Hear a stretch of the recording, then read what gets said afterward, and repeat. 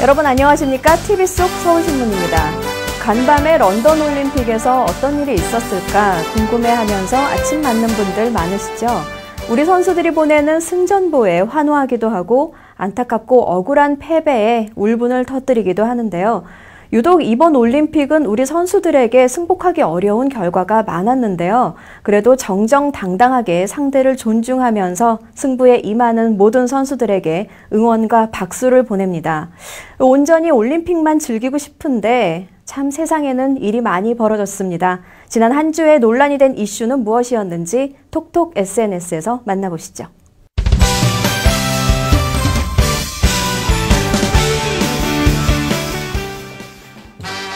안녕하십니까. SNS에 나타난 독자들의 목소리를 통해 한 주일 동안 뉴스의 흐름을 짚어보는 톡톡 SNS입니다.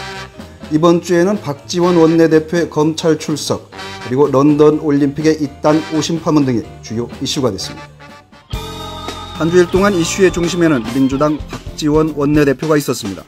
검찰 출석 이전에는 죄가 없으면 당당하게 출석해서 결백을 밝히면 그만일 것을, 평민들이라면 엄두도 못 낼 버티기를 하느냐는 질타와 검찰이 공정하다는 전제가 있어야 출석할 것 아니냐는 옹호론이 맞섰습니다. 31일 오후 박 원내대표가 자진 출석하면서 큰 결단을 내렸다, 진실을 믿는다는 등의 응원을 보내기도 했습니다. 신문에는 크게 다뤄지지 않았지만 정부가 돈가뭄에 시달리면서 재정자금 일시차입이 법적 한도에 육박했다는 소식이 SNS를 뜨겁게 만들었습니다. 이 뉴스에 대해 중산층도 거지, 정부도 거지라는 한탄에서부터 열세준이 며느리가 탕진하면 어른이 가르쳐야 된다는 자성론, 그리고 선거가 있으니까 세무조사와 교통단속 등 서민 쥐어짜는 세수 확보는 하지 않을 것이라는 조롱 섞인 기대론까지 쏟아졌습니다. 안철수 서울대 융합과학대 원장의 최태원 회장 구명 논란에 대해 새누리당 박근혜 대선 경선 후보가 우리가 고치려는 게 그것이라고 말한 것도 논란이 됐습니다. 박근혜는 입이 100개라도 안철수에게 말할 자격이 없다거나 그것을 고치기 전에 과거에 저지른 것부터 사과하라는 발언이 이어졌습니다. 런던 올림픽과 관련 우리 선수들의 투혼을 칭찬하는 목소리도 쏟아졌습니다. 특히 남자 축구의 8강 진출이 결정되면서 태극 전사들이여 강한 자에 더 강하라는 등의 응원이 올라오기도 했습니다. 이번 대회에 유난히 두드러진 오심도 주요 이슈가 됐습니다. 남자 유도 조준호 선수의 경기 때 판정 번복을 했던 심판이 다른 경기에 배제됐다는 뉴스에는 문제는 심판위원장이 시켰고 그 밑에 심판들이 바꿀 수밖에 없었으니 심판위원장의 자격이 박탈돼야 한다는 주장 등이 이어졌고, 멈춰진 1초에 희생된 여자 펜싱의 신아람이 국제펜싱연맹의 특별상을 받는다는 소식에는 그따위 급조된 상이 상처받은 마음을 달랠 수 있을지 의문이라고 울분을 터뜨리기도 했습니다. 이 밖에도 새누리당 황우여 원내대표의 만 60세 정년 의무화 추진 발언, 생활고에 시달린 젊은 주부들의 이딴 자살, 10대들에게 침 뱉지 말라고 훈계하다 폭행당해 사망한 30대 가장 등이 SNS를 달궜습니다. 연일 계속되는 무대 위에 올림픽이 겹치면서 밤잠 설치는 분들 많으시죠. 자칫 잘못하면 생활 리듬을 잃기 쉬운데요. 이럴 때일수록 건강에 더욱 신경 쓰시기 바랍니다. 톡톡 SNS 여기서 마칩니다. 안녕히 계십시오. 여학생들에게 체조를 가르치자 해괴한 짓을 한다면서 부모들이 학교에 보내지 않았다. 120년 전에 이화학당에서 있었던 일입니다. 요즘 런던 올림픽에서는 우리 여성 선수들의 활약이 대단하죠. 명희진 기자가 올림픽에 부는 여성 바람을 소개합니다.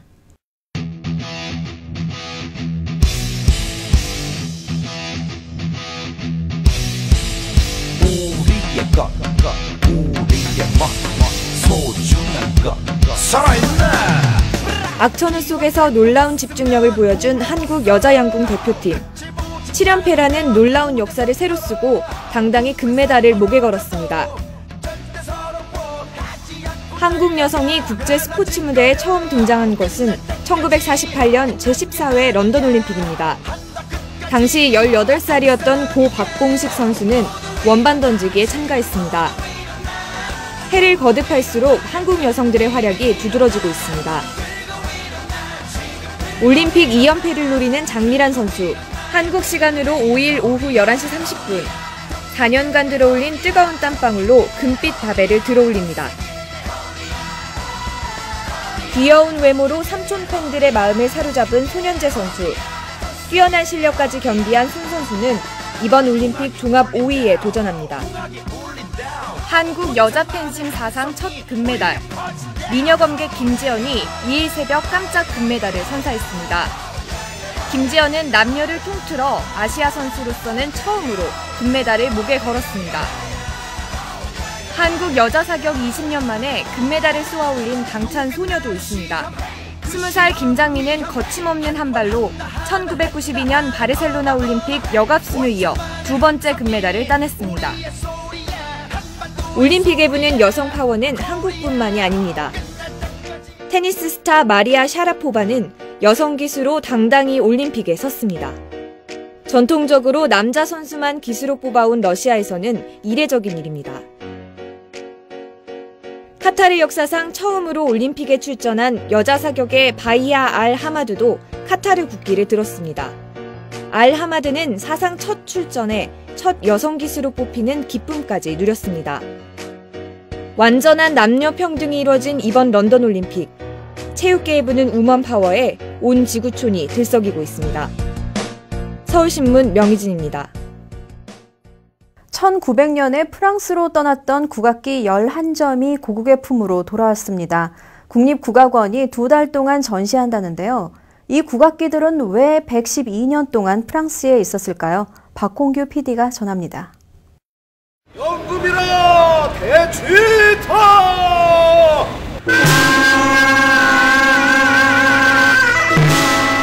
1900년 프랑스로 떠났던 국악기 11점이 31일 인천국제공항을 통해 112년 만에 고국의 품으로 돌아왔습니다. 이번에 돌아온 악기들은 1900년 4월 파리 만국박람회 당시 한국관에 전시되었던 물품 가운데 정악가야금, 대금, 향피리 등 국악기 11점으로 그동안 보관하고 있었던 프랑스 음악박물관의 도움으로 2달 동안 한국에 전시됩니다.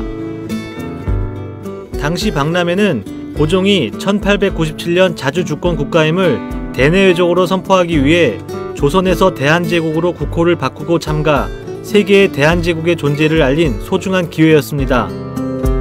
하지만 한국관에 전시되었던 왕실의 생활용구, 도자기, 무기, 악기 등은 본국으로 수송할 비용이 없어 모두 다 기증하고 돌아올 수밖에 없었습니다. 그중 국악기 11점이 112년 만에 고국을 찾게 된 것입니다. 우리 의사대로 기증을 하고 온 것입니다. 그렇기 때문에 그걸 우리가 기증을 했는데 다시 돌려달라고 하기는 어렵기 때문에 이게 반환은 되지가 않고, 그래서 저희가 이제 대여를 하게 돼서 오는 8월 7일 국악박물관 재개관 기념으로 열리는 특별전 1900년 파리, 그곳의 국악을 통해 일반에게 공개할 예정입니다. 국립국악원은 약소국의 서러움을 안고 오랜 시간을 지낸 악기들의 귀환으로 당시의 아름다운 선율을 되새겨줄 것으로 기대된다고 밝혔습니다. 서울신문 박홍규입니다.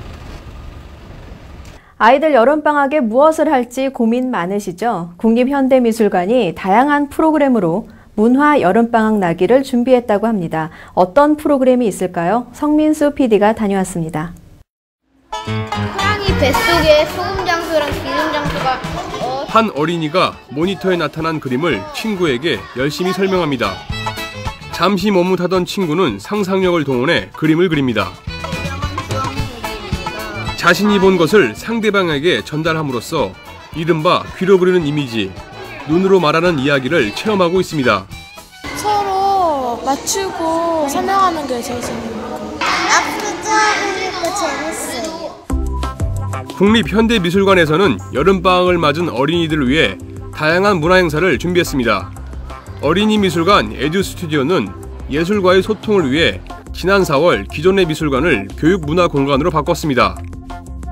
신진 작가들과 함께 작품 속 창작 아이디어와 기법을 경험하는 미디어 아트 현대예술 작가 워크숍, 상설 전시 연계 교육인 백남준의 아트랩 심화 과정 등을 통해 예술 작품의 경제적 가치와 작품의 유통 과정을 알아보는 탕탕탕 가족 옥션 교실, 카페 형태의 공간에서 자신이 필요한 재료들을 가져다 원하는 모형을 만드는 상설교육, 카페 아틀리에 등 다양한 행사가 있습니다.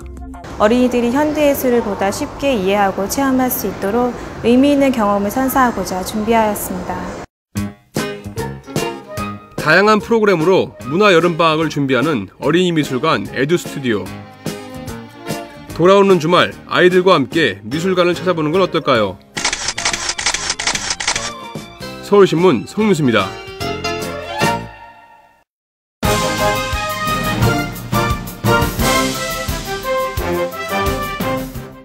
지자체장 릴레이 인터뷰. 오늘은 낮은 자세로 섬기는 리더십을 실천하겠다고 말하는 문석진 서울 서대문 구청장을 만났습니다. 관광 활성화를 위한 전략도 마련했다는데요. 문 구청장의 구정 철학 들어보시죠.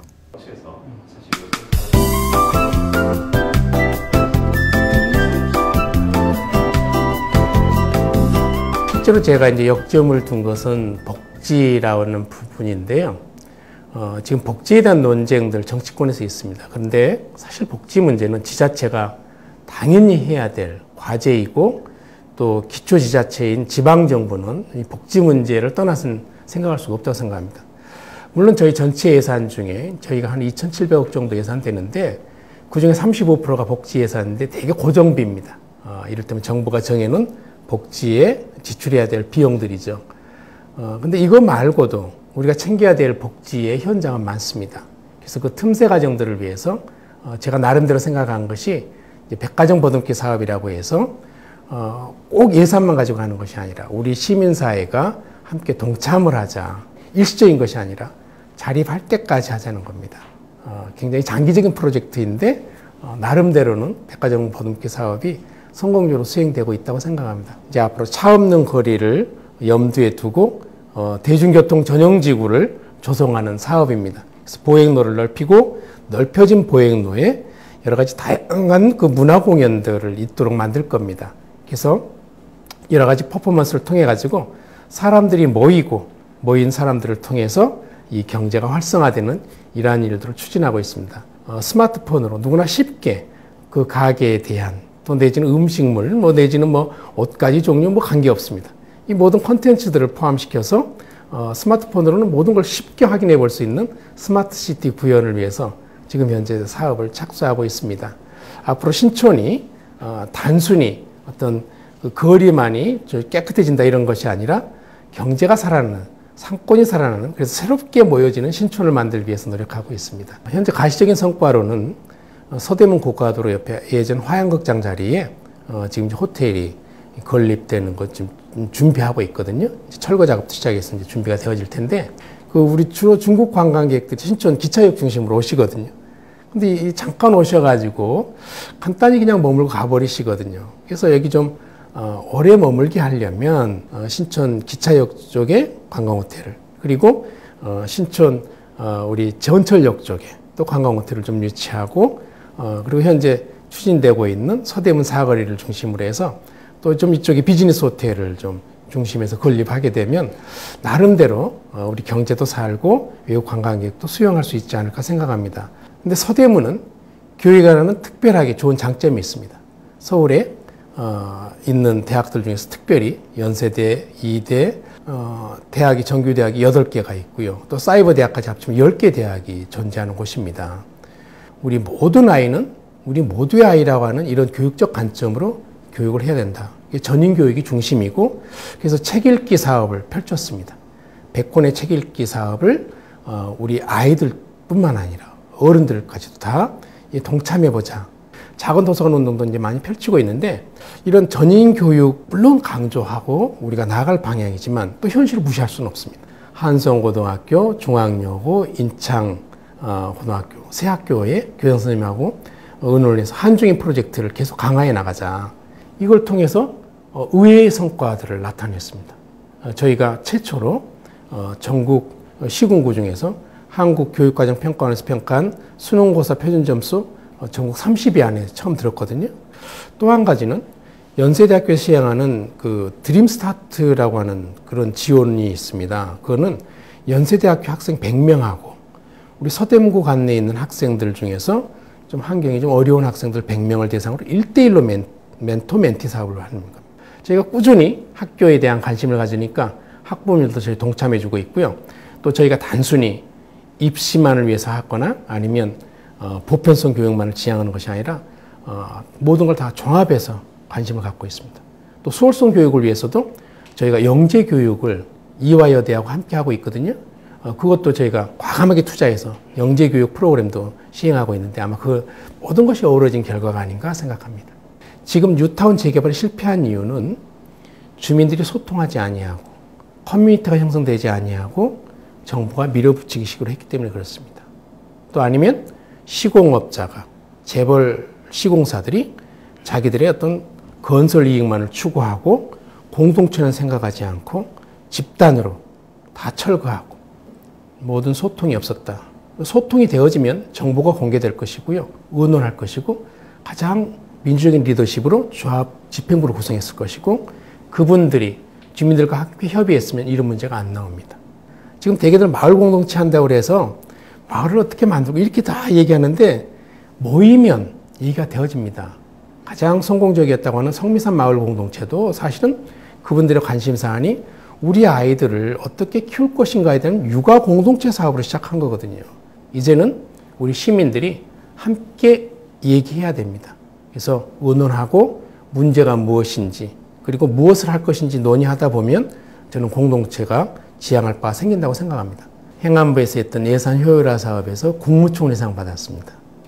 그러니까 주민참여 예산제에 관한 우리 대한민국에서 1등 했다 이런 얘기인데 사실은 저희가 후발주자잖아요. 그러면서도 불구하고 아주 좋은 평가를 받았던 이유는 주민참여 예산제에 구청장의 의지를 뺐습니다. 주민들이 알아서 다 하겠습니다. 단지 저희가 한 거는 주민참여 예산학교 열어드리고 강사 섭외해서 거기에서 교육받으시도록 한 거 외에는 주민들 스스로 다 했습니다. 주민참여 예산학교에서 교육을 받고 나서 강사가 되셔가지고 지역회의에 나가서 다 사회보시고요. 강연하시고 또 예산에 대해서 주민들이 발언하게 하시고 예산 순위 정하고 이런 걸 다 했거든요. 금년에 처음으로 장애인 분야하고 교육 분야를 뽑으셨어요.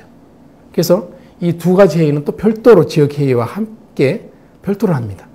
저는 주민참여 예산제가 앞으로 저희 지역뿐만 아니라 우리 전국적으로 잘 토대를 쌓아가야 될 이런 제도가 아닌가 생각하고 있습니다. 8월 첫날 서울에서 처음으로 폭염 경보가 있었습니다. 이런 무더위가 8월 중순까지 계속된다는데요. 실내 온도를 내리고 싶은 마음 굴뚝 같죠. 전국적으로 온도를 1도 내릴 때마다 무려 3조 원이 소비된다고 합니다. 조금씩만 참고 절약하는 습관 가져야겠습니다. 무더위를 날리는 시원한 영상으로 오늘 TV 속 서울신문 마무리하겠습니다. 안녕히 계십시오.